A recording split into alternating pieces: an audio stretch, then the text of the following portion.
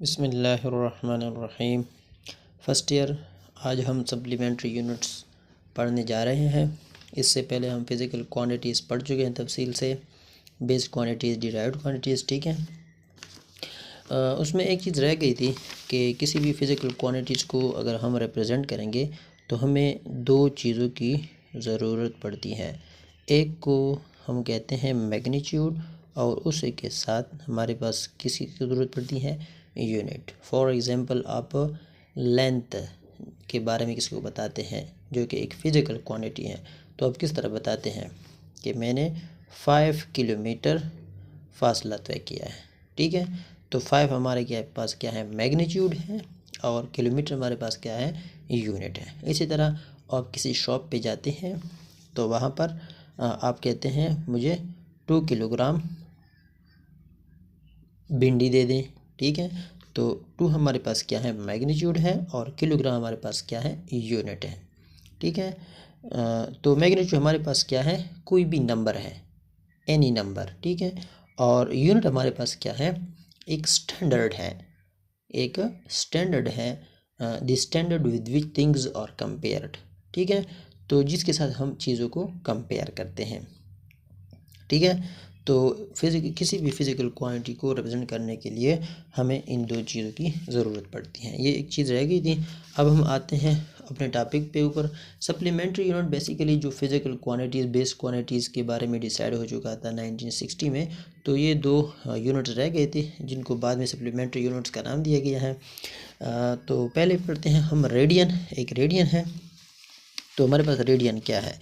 पहले तो ये है कि सर्कल का कोई भी अगर हम हिस्सा ले उसको आर्क कहते हैं, ठीक है। ये एक आर्क है हमारे पास, ठीक है। ये हमारे पास एक आर्क है, ये एक आर्क है, ये भी एक आर्क है, ठीक है। तो जब किसी एक आर्क का जो कि पार्ट ऑफ सर्कल होता है, ठीक है, पार्ट ऑफ सर्कल, एक आर्क की लंबाई, एक आर्क का जो लेंथ है वो किस चीज़ के बराबर हो जाए, इस रेडियस के बराबर हो जाए, इस सर्कल के रेडियस के बराबर हो जाए। तो यहाँ पर जो एंगल बनता है, यहाँ पर जो एंगल बनेगा उसको रेडियन का नाम दिया गया, ठीक है। आर्क की लंबाई इतनी हो जाए, ठीक है, आर्क का जो लेंथ है वो इतना हो जाए कि वो रेडियस के बराबर हो जाए, सर्कल के रेडियस के बराबर। तो इस यहाँ पर जो एंगल बनेगा उसको क्या नाम दिया गया है, रेडियन, ठीक है। 1 radian is the angle subtended at the centre of a circle, circle के सेंटर पे बनता है, ठीक है। बाई एन आर्क, ये आर्क है, by an arc with a length equal to the radius of the circle. जब इस रेडियस के, इस सर्कल के रेडियस के बराबर इसका लेंथ हो जाए तो यहाँ पर जो एंगल बनेगा उसको क्या नाम दिया गया है, रेडियन, ठीक है। तो 1 रेडियन हमारे पास बराबर होते हैं arc length divided by radius of the same circle, S और आर, ठीक है। इसके बाद इस तरह का क्वेश्चन आ सकता है कि 1 radian prove that 1 radian is equal to 57.3 degree, इस तरह का क्वेश्चन में भी आ सकता है। तो relation between radian and degree, इसको हम किस तरह लिखेंगे, सिंस वी नो दैट, हम जानते हैं, क्या जानते हैं हम, number of degrees in 1 revolution 360 के बराबर होता है। 1 रिवॉल्यूशन है, यहाँ से लेकर यहाँ तक अगर हम वापस पहुँच जाए, ये 1 रिवॉल्यूशन है, इसमें हमारे पास कितनी डिग्री होती हैं, 360 डिग्री होती हैं, ठीक है। Number of radians in 1 revolution, अभी हमने पढ़ा है कि रेडियन, एक रेडियन किस चीज़ के बराबर हो गए, आर्क लेंथ। यहाँ पर हम पूरे सर्कल में फाइंड आउट कर रहे हैं ना, तो पूरे सर्कल का जो सरकमफ्रेंस है वो उसका लेंथ लेंगे, तो circumference of the circle divide by radius of the same circle. तो सरकमफ्रेंस ऑफ द सर्कल किस चीज़ के बराबर है, 2 pi r divided by r, r के साथ कैंसिल हो जाएगा, 2 पाई आर जाएगा। तो ये 1 और 2 को मैंने इक्वेशन 1 दिया गया है, इन दोनों को हम कंपेयर करेंगे, comparing equation 1 and equation 2। 2 pi radian is equal to 360 degree, 1 radian is equal to 2 pi को हम नीचे लाएंगे, डिवीजन कर लेंगे, 1 रेडियन हमारे पास इसके बराबर हो जाएगा, ठीक है। तो there are a little more than 6 radian in a revolution, कि एक रिवॉल्यूशन में, एक पूरे सर्कल में हमारे पास 6 पॉइंट समथिंग रेडियन होते हैं। ठीक है, इसके बाद हम आते हैं स्टेरेडियन के ऊपर। ठीक है, स्टेरेडियन हम पढ़ते हैं। अच्छा, स्टेरेडियन हमारे पास क्या है? Steradian is defined as the solid angle subtended at the centre of sphere.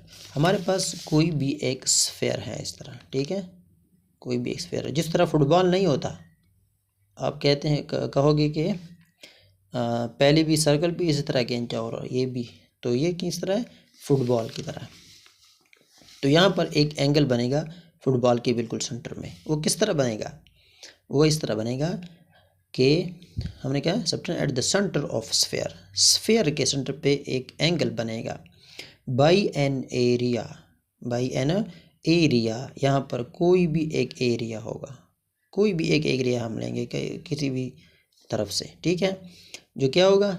Equal होगा, बराबर होगा। ये एरिया किसी बराबर होगा to the square of the radius. यहाँ पर स्क्वायर है, to the square, to the square of the radius of the sphere, of that sphere. तो यहाँ पर जो स्फीयर का रेडियस होगा उसके स्क्वायर के बराबर, उसके स्क्वायर के बराबर ये एरिया जितनी एंगल बनाएगा उसको क्या नाम दिया गया है? स्टेरेडियन। समझ गए? नहीं समझे? दोबारा सुने। Steradian is defined as the solid angle subtended at the centre. पहले तो यह है कि ये इसको कहते हैं सॉलिड एंगल। ठीक है, इससे पहले हमने जो पढ़ा है रेडियन, वो क्या हमारे पास प्लेन एंगल है। ठीक है, 2 डायमेंशन जिसको कहते हैं, 2 डायमेंशन प्लेन एंगल, और ये है थ्री डायमेंशन सॉलिड एंगल। ठीक है, तो subtended at the centre, centre पे बनता है। किस सेंटर पे? स्फीयर के सेंटर पे। ठीक है, किस तरह बनेगा? उस स्फीयर के, फॉर एग्जांपल फुटबॉल का एक हिस्सा हम लेते हैं, तो वो एरिया, उतना एरिया हो जो स्फीयर के रेडियस का स्क्वायर के बराबर हो, तो वो उस टाइम जो एंगल बनेगी उस एंगल को नाम दिया गया है स्टेरेडियन। सही है, तो नंबर ऑफ स्टेरेडियन किससे बराबर होता है? Area of sphere. तो एरिया ऑफ स्फीयर किसके बराबर है? 4 pi r square divided by r square. R square cancel हो जाएगा। 4 पाई स्टेरेडियन एक स्फीयर में होते हैं। एक अगर हम फुटबॉल ले लें उसमें क्या 4 पाई स्टेरेडियन होते हैं। ठीक है, तो any sphere subtend 4 pi steradian at it interior point. ठीक है, तो ये हमारे पास हो गया सप्लीमेंट्री यूनिट। इसके बाद हम आते हैं साइंटिफिक नोटेशन पे। तो साइंटिफिक नोटेशन हमारे पास क्या है? Scientific notation is an easy way of writing number that are too big और too small to be written in decimal form. हमारे पास कुछ नंबर होते हैं, फॉर एग्जांपल हम लिखते हैं ज़मीन से सूरज का फासला, तो ये तो बहुत ज़्यादा हो गया ना। इसी तरह और हम इस तरह करते हैं कि जो एटम का न्यूक्लियस के साइज़ हम लिखते हैं। ठीक है, एटम का साइज़ हम लिखते हैं, तो ये तो बहुत छोटे हमारे पास क्या है? नंबर है। तो इनको रिप्रेजेंट करने के लिए, आसानी के लिए क्या किया गया है? साइंटिफिक नोटेशन, साइंटिफिक नोटेशन को रखा गया है, साइंटिफिक नोटेशन को अपनाया गया है कि किसी भी बड़े हिंसे को या छोटे हिंसे को हम एक प्रॉपर तरीके से लिखेंगे। ठीक है, तो किस तरह लिखेंगे? फिर नंबर, देखिए नंबर होगा उस किस तरीके का होगा? मैंटिसा होगा। मैंटिसा हमारे पास क्या है? A number greater than 1 and less than 10। एक होगा मैंटिसा, जो क्या होता है मैंटिसा? नंबर को हम कहेंगे 1 से 1 या 1 से ज़्यादा होगा। ठीक है, और 10 से कम होगा, मतलब 1 से 9 तक इसमें क्या होंगे? यहाँ पर नंबर लगेंगे और क्या 10⁻⁴ एक्सपोनेंट पे हम लिखेंगे। ठीक है, फॉर एग्जांपल हम यहाँ पर देखें एक हिंसा है, फॉर एग्जांपल हम ये जो नंबर है ना, इसको हम कहते हैं फॉर एग्जांपल ये हमारे पास क्या है? ज़मीन से सूरज तक फासला है। अब ये देखें 3 0 3 3 3 3 3 3 3 3 3। अब ये किसी को बताते हो किस तरह बताओगे? अब अगर मैं बताऊँ उसको कि 7 × 10⁻31 किलोमीटर फासला है फॉर एग्जांपल अर्थ से ज़मीन तक, तो उसको आसानी से हम बता सकेंगे। तो इस तरह ये आसानी लाने के लिए सॉरी आसानी लाने के लिए इस तरह साइंटिफिक नोटेशन को अपनाया गया है 7 × 10⁻31 आसानी के लिए। सही है। इसके बाद आते हैं प्रीफिक्सेस। तो प्रीफिक्सेस क्या है? ये जो हमने लिखा है कि 7 × 10⁻31, इसी तरह 10⁻31 को नहीं 10⁻, डिफरेंट 10⁻ को मखसूस नाम दिए गए हैं। ठीक है। और उनको क्या कहा गया है? प्रीफिक्सेस। ठीक है। Proper name use to denote power of 10 are called prefixes. सही है। फॉर एग्जांपल किलो को 10⁻3 को हमने कहा है किलो, 10⁻6 को हमने कहा है मेगा, 10⁻9 को गीगा। इस तरह बाकी भी दूसरे हैं। ठीक है। तो इस तरह क्या है कि जो पावर ऑफ 10 है उनको मखसूस नाम दिए गए हैं जिनको प्रीफिक्सेस कहा गया। ठीक है। इसके बाद कुछ टर्म है आपके बुक में, लाइट ईयर है, एंगस्ट्रॉम है, मिक्रॉन है, फेर्मी। ये मैंने अपनी तरफ से लिखा है आप लोगों के लिए। ठीक है।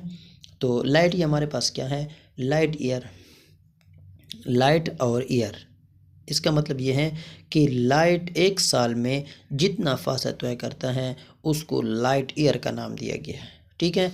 The distance travelled by light in vacuum in 1 year. Simple सा है, ये आपके MCQs में आ सकता है कि 1 light year is equal to किसके बराबर होता है?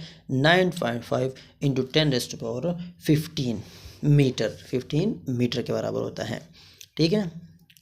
इस तरह आप लोगों को गलत करने के लिए इस तरह भी आ सकता है 9.5 × 10⁻12 किलोमीटर। ठीक है। ये भी याद रख लें। ठीक है। इसके बाद क्या है? एंगस्ट्रॉम है हमारे पास, ये भी लेंथ यूनिट है। ठीक है। तो क्या है यहाँ पर? ये हम एटम के साइज़ को नापने के लिए हम यूज़ करते हैं। Is the unit of length equal to 1 × 10⁻10 metre. 1 × 10⁻10 metre के लिए हमने क्या यूज़ किया है? एंगस्ट्रॉम यूज़ किया है। For example helium atom size is about 1 angstrom. Helium atom का जो साइज़ है वो 1 एंगस्ट्रॉम है। मतलब क्या है? 10⁻10 मीटर के लिए ये एंगस्ट्रॉम का नाम यूज़ किया गया है। इसके बाद है मिक्रॉन। ये शुरू में माइक्रो 10⁻6 के लिए मिक्रॉन का वर्ड यूज़ होता था, जो कि आजकल माइक्रो ही यूज़ होता है।